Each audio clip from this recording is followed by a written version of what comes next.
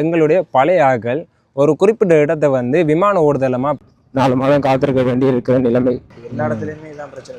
100 ஆண்டுக்கு மேலாக ஒரு மாட்டுப்பட்டுட்டோம். ஆனால் வந்து வவுனியாவில் வந்து அப்படி கிடையாது.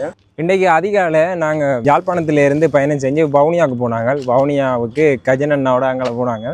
நேரம் சரியாக ஒரு 5:30 ஆகுது. முருகண்டி பிள்ளையார் ஆலயத்தில் நிற்கிறோம். நாங்கள் வவுனியாவில் வந்து ஒரு கொஞ்சம் இடத்த வந்து சுற்றி பார்த்துனாங்க. அந்த காணொலியையும் அப்படியே இங்கே வந்து இப்போ கிளிநொச்சியையும் பார்த்துட்டு அண்ணா எங்கே போகிறப்பல ஒன்று கனகராயங்குளம் போகலாம், இல்லை இருநமடு போகலாம். ரெண்டில் ஏதாவது உங்களோட சாய்ஸ். ரெண்டத்தா ஒரு குளத்தை பார்க்குறதா இந்த ஒரு பிளானில் நிற்கிறோம். வணக்கம், நான் உங்கள் யோகி. நம்ம சேனலுக்கு யாராவது முதல் தரம் வந்தால் மறக்காமல் சப்ஸ்கிரைப் பண்ணி வச்சுருங்க.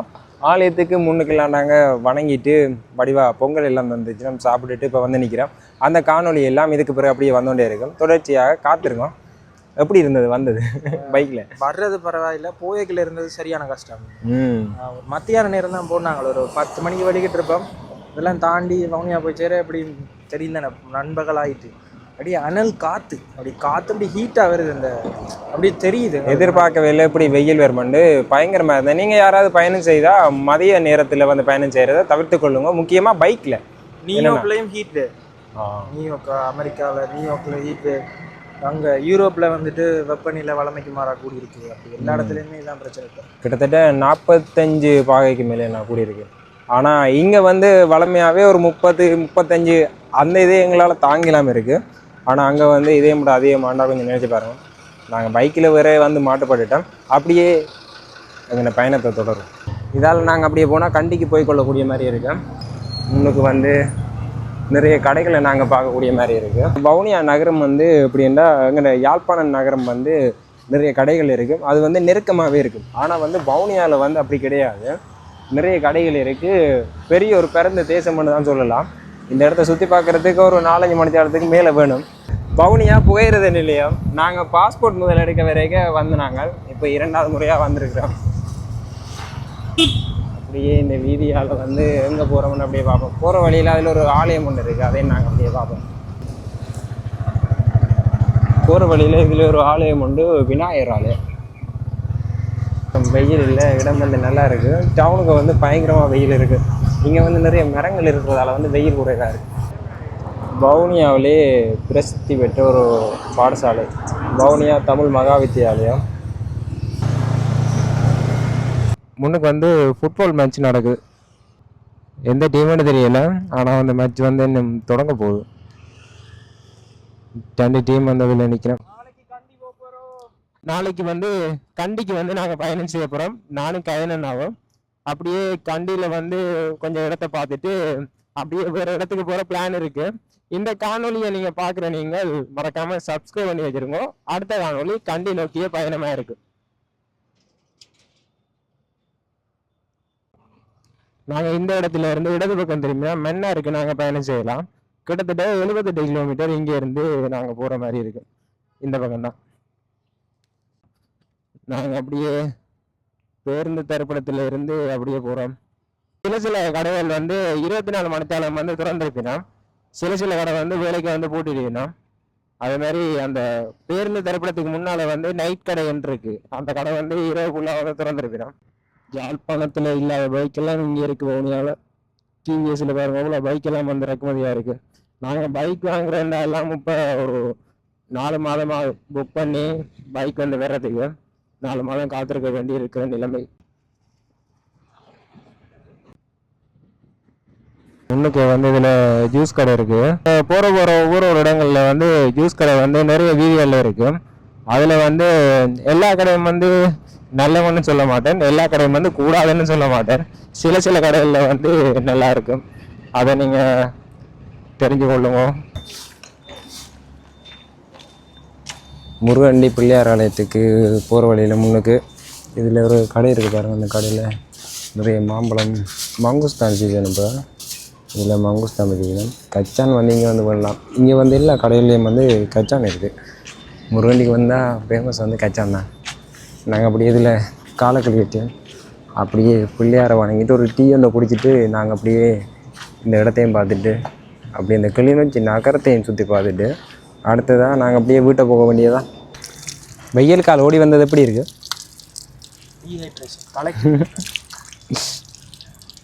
அப்போது போய்க்கு இருந்ததை விட இது பரவாயில்ல. போவேக்கு என்ன பையனா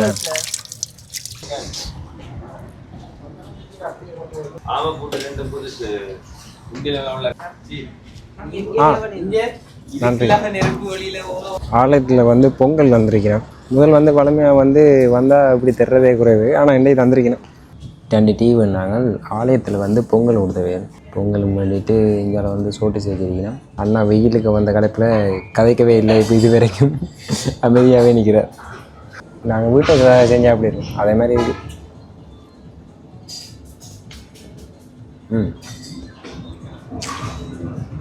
இதை சாப்பிட்டு டீயை குடிக்க இனிக்காம போகுது.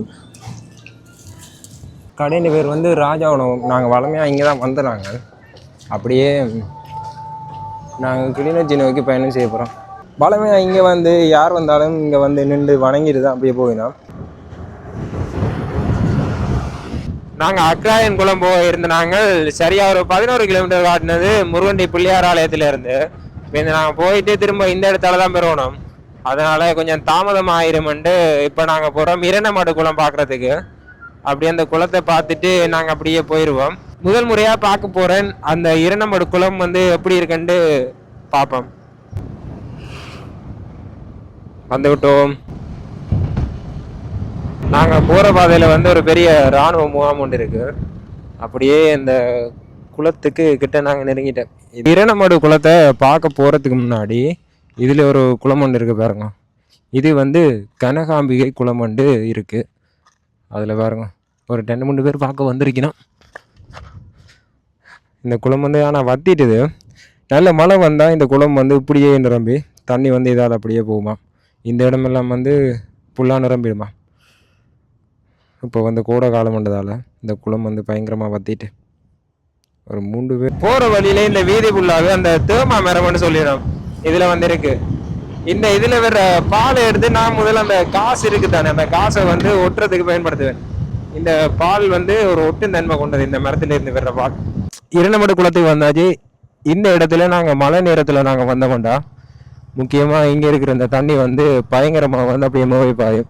கிட்டத்தட்ட நல்லூர் திருவிழாவுக்கு வர்ற மாதிரி தான் இந்த இடத்துக்கு மக்கள் வந்து வருவினோம். இந்த இடமெல்லாம் வந்து கடை எல்லாம் இருக்கும். கடையில் வந்து இந்த மீன்களை எல்லாம் பிடிச்சி விற்பினோம். மீனண்ணா தண்ணி எல்லாம் போய் அந்த இடங்களை பாருங்க அப்படி அரிச்சிட்டு புல்லா. இந்த இடம் புல்லா அப்படியே கல்லுகளாக தான் இருக்கு. மழை நேரம் நாங்கள் வந்திருந்தா நல்லா இருந்திருக்கு. கீழே ரங்கலாமோ? அந்த அந்த பாதை இருக்கு, அதால ரங்கலாம்.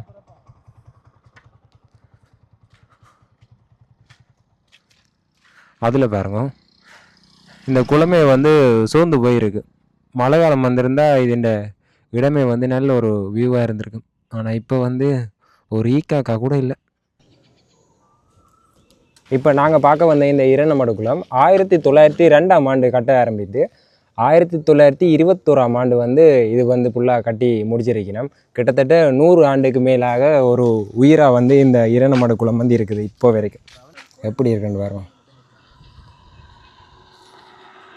நாங்கள் டிசம்பர் மாதம் வந்திருந்தால் இந்த இடமே வந்து வேறு லெவலாக இருந்திருக்கு. முக்கியமாக இரண்டமடு குளத்தில் ஒரு பகுதியில் எங்களுடைய பழைய ஆட்கள் ஒரு குறிப்பிட்ட இடத்தை வந்து விமான ஓடுதலமாக பயன்படுத்தியிருக்கணும். நீங்கள் இலங்கைக்கு வேறதாக இருந்தால் முக்கியமாக கிளிநொச்சியில் இரண்டமடு குளத்தை வந்து பார்த்துட்டு போங்க. டிசம்பர் மாதத்தில் வந்தால் தான் இந்த இடம் வந்து நல்லா இருக்கும். அப்போ தான் அந்த வான் பாயைக்கு வந்து நல்லா இருக்கும். மற்றபடி இப்போ எல்லாம் வந்தீங்களா கொஞ்சம் கஷ்டம். இப்படி தான் வறண்டு போயிருக்கு.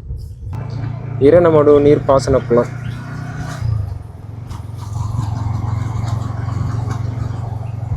ஒரு நாளைக்கு நாங்கள் மழை நேரம் வந்து பார்ப்போம் எப்படி இருக்குன்னு. திருவையாறு மகா வித்தியாலயம் முன்னுக்கு ஒரு சின்ன ஒரு பாடசாலை தான் அங்கே இருக்கு. இதில் ஒரு வாய்க்கால் ஒன்று போய் பாருங்க. இது வந்து இரண்டமடு குளத்துலேருந்து அப்படியே இது வந்து அப்படியே போய்கொண்டிருக்கு. சிறுபோக நெற்பயிற்சி செய்கிற நேரம் இரண்டமடு குளத்திலேருந்து தண்ணியை வந்து திறந்து விட்டால் இந்த வாய்க்கால் வழியாக போகும். இப்போ இந்த அப்படியே வந்து ஒவ்வொரு வயலுக்கு வந்து ஒரு டைமுக்கு வந்து வயல் வந்து தண்ணியை திறந்து விடணும். இந்த குளம் வந்து இல்லாட்டிக்கு சிறுபோகம் பயிற்சி செய்கிறது வந்து அவ்வளோ கஷ்டமாக இருக்குது.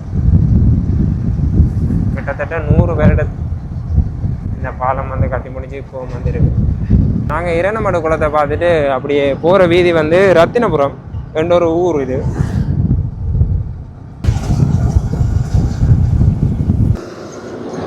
ரத்தினபுரம் வீதியிலேருந்து அப்படியே நாங்கள் யாழ்ப்பாணம் போகிற ஏனையின் வீதிக்கு வந்துட்டோம்.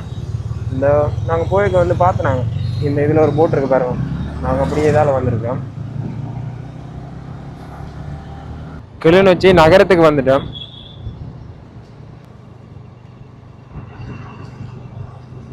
நிறைய ஃபேன்சி கடை இந்த இடத்துல இருக்கு. அடுத்து வந்து ஒரு உணவகம் வந்து வந்தால் அதுக்கு அங்கே வந்து உணவக கடைகளாக இருக்கு.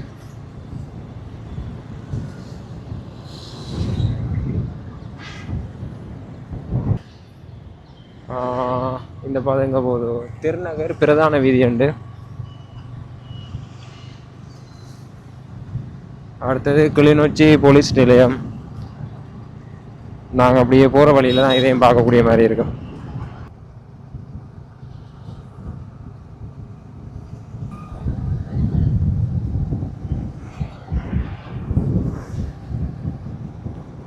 இப்போ வந்து போயேக்க நல்லா இருக்கு. நாங்கள் விடியப்புறம் வரைக்க வந்து வெயில் வந்து அதிகமாக இருந்தது.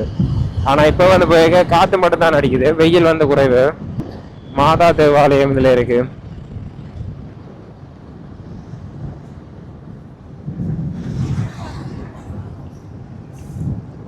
ஆனால் கிளிநொச்சியில் நாங்கள் பள்ளிவாசலில் நாங்கள் காணையில் போகிற வழியில் தென்பட்ட நான் உங்களுக்கு காணொலியில் காட்டுறேன்.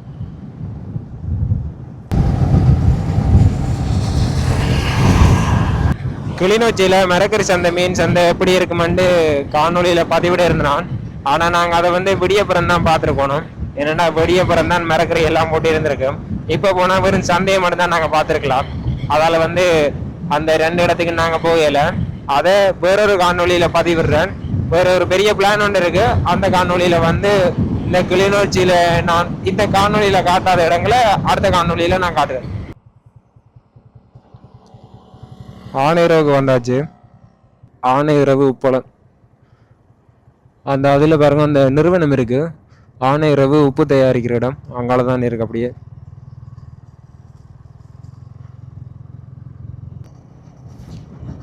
நாங்கள் போகிற இந்த ஆனையிறவு பகுதி வந்து இலங்கை வரைபடத்தில் வந்து ஒரு கழுத்து பகுதி மாதிரி இருக்கு. அதை நான் பக்கத்துலேயே வந்து அட் பண்ணி விடுறேன் பாருங்க. இப்போ அந்த இடத்துல தான் நாங்கள் போய் கொண்டு இருக்கிறோம். நேரம் சரியா இப்போ ஒரு 6:30. என்ன ஒரு கொஞ்ச நேரத்தில் இருண்டு. பின்னால வந்து பெரிய டிப்பர் ஒன்று போகுது, எங்களை கிராஸ் பண்ணிக்கணும். மேலே வந்து சல்லி ஏற்றி கொண்டு போயிடும். இதில் ஒரு பெரிய ஒரு நடராஜர்கிட்ட சிலை இருக்கு. அதில் அந்த இடத்துல வந்து காற்றாலை தெரியுது பாருங்க. நாங்கள் விரைக்க யாழ்ப்பாணத்திலிருந்து வவுனியாவுக்கு போய் வந்து அந்த பகுதியால் தான் நாங்கள் போனாங்க. அப்படியே தெனங்கிழப்பு தச்சந்தோப்பு அந்த பகுதி வந்து அங்கால இருக்கு. அதில் அந்த காற்றாலை மட்டும் எங்கள் கண்ணுக்கு தெரியுது.